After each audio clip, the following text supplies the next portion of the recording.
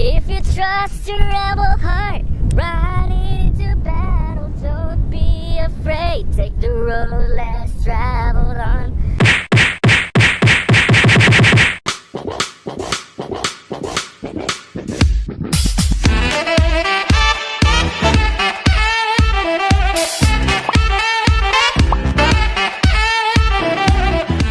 Hey guys, this is CJ Sir and welcome back to my channel. And it's so midnight over here and I don't have much lighting. Anyway, I'm still here at Guihulngan Oriental and I'm still here at my room because it is still raining outside. Hopefully the rain will stop because I'm going to Kansalakan, Enchanted River and Hinakpan Hills.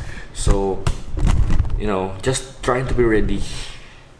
I will waterproof my bag because my bag doesn't have a rain cover, so I just need to waterproof them just in case, especially for my things and my gadgets.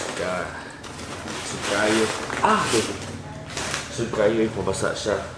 GG. Okay guys, so finally the rain stopped and I have to go now because it's 8 already and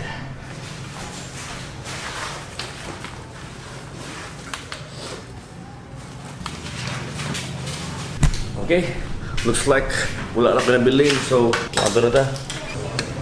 So it is Sunday, December 9 here at Guihulngan Oriental City, and I don't know if mawari pa si Arn, pero tiwaso na ako kung kape. Amisay. The moment of truth. Let's go. Mato na ta sa Kansalakan Falls o Hinakpan. Let's go.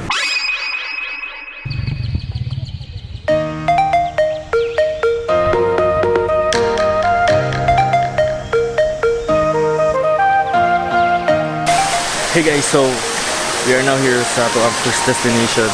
This is the Guihulngan City, which is the Kansalakan Enchanted River. So it's just actually beside the road. And kita kami mo dito sa unahan na ay dalan niya naaragi siya dire. Then I wish maligo na ako pero ambot lang kay medyo hugaw man kay hindi ka nagulan ganiha buntag and basta kay mga bula-bula na mga bula-bula. Pero I think ato dapat sa unahan kay pwede rin mas maligo kada sa mga kada magtao lang aligo. I think it's so nice to jump kay long gid siya. And kanina lang sa circle kay nice punta tayo siya maligo if limpyo lang siya. After ani mo ato pata sa Hinakpan Hills, which is mga 30 minutes siguro dire o mga 15 minutes siguro from dire kay layo pud siya actually. So I chartered a motorbike from Guihulngan City market for 450 kaya ako man usa, which is mahal-mahal gid siya. So sige na lang kay layo pud jud siya kaayo. So enough of the talking, and I'm gonna show you what's in here in Kansalakan Enchanted River. Let's go.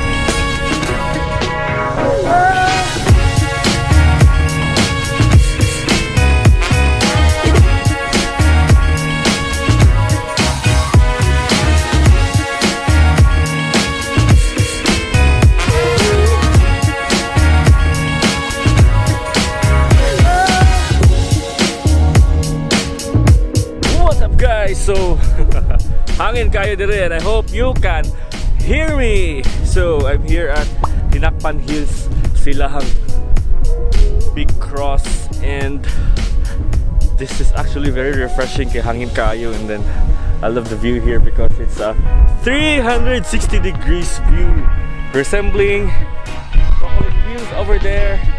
Medyo struggle bitaw ang papadulong dire kay rough road niya, kusog kay hangin niya.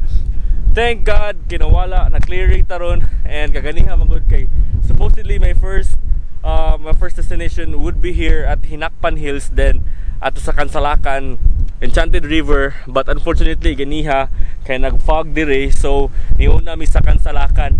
So karon it's 10:41 and niinit, so good thing kay clearing. And happy birthday to me, happy birthday to me, happy birthday, happy birthday, happy birthday to me. Woo! So it's 11:15 and I think I should go down now because I want to catch up the trip to Cebu after lunch. So, and I will also take a lunch put diri sa Guihulngan City before I go. Don't forget to hit like and subscribe and share, peace and love.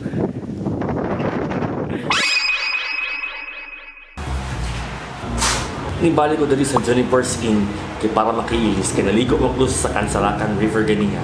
Anya, actually ni-check out na ko ganiya before ko ning laag. Pero may gali, thank you very much ate from Juniper's Inn kay mo ko ipailis dito sa room. Let's go. Okay, so lunchtime na hapit. Yeah, I'm waiting for Arn. Oh. Sus na dire ay. Dire ka na kutok. Thank you. Kuha naman 11:57, alas 12 na. Maniunto sa ta. Then moto na rin ko sa ilahang pantalan. Masakay ko ulan sa para padulong sa tumantog. Shoutout di ay sa mamang papa ni Arn de la Cruz, si Aurishel og si Frank and family. Your peace and love. That's it for today and hope you enjoyed this video and hope you visit Guihulngan City, the city of Carabela. Right, so I'm gonna share the link below for my travel guide. Please make sure to check that out and see you in the next video. Share, peace and love.